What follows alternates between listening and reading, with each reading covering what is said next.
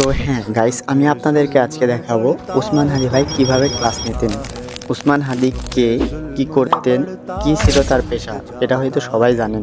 তিনি ছিলেন একজন টিচার, তিনি ছিলেন একজন রাইটার, তিনি ছিলেন একজন রাজনীতিবিদ, হ্যাঁ তারপরও তিনি ছিলেন একজন সাধারণ মানুষ। 2025 সালের ডিসেম্বর মাসে পল্টন এলাকায় তিনি গুলিবিদ্ধ হন, অতঃপর সিঙ্গাপুরে নিয়ে যাওয়া হলে চিকিৎসাধীন মৃত্যুবরণ করেন। বেশি কথা না বাড়িয়ে শুরু করা যাক আজকের ভিডিও। উসমান হাদি ভাই কিভাবে ক্লাস নিতেন।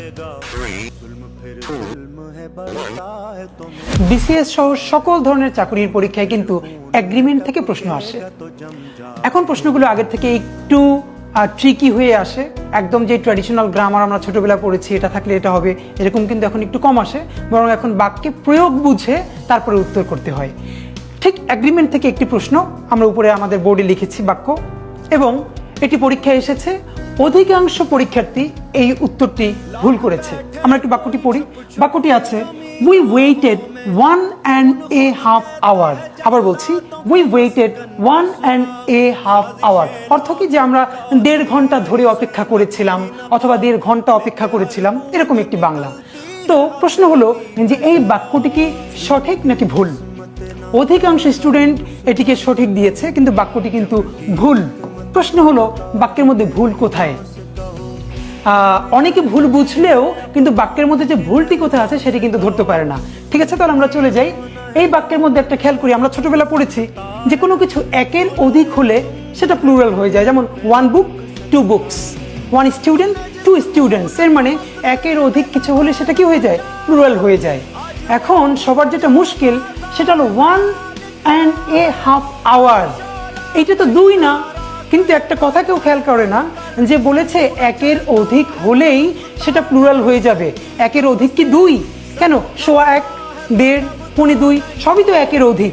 এর মানে উই ওয়েটেড 1.5, এটার পরে যে আওয়ার দেয়া আছে এটি ভুল আছে, এখানে হবে আওয়ার্স। এর সাথে অবশ্যই একটি এস যুক্ত হবে।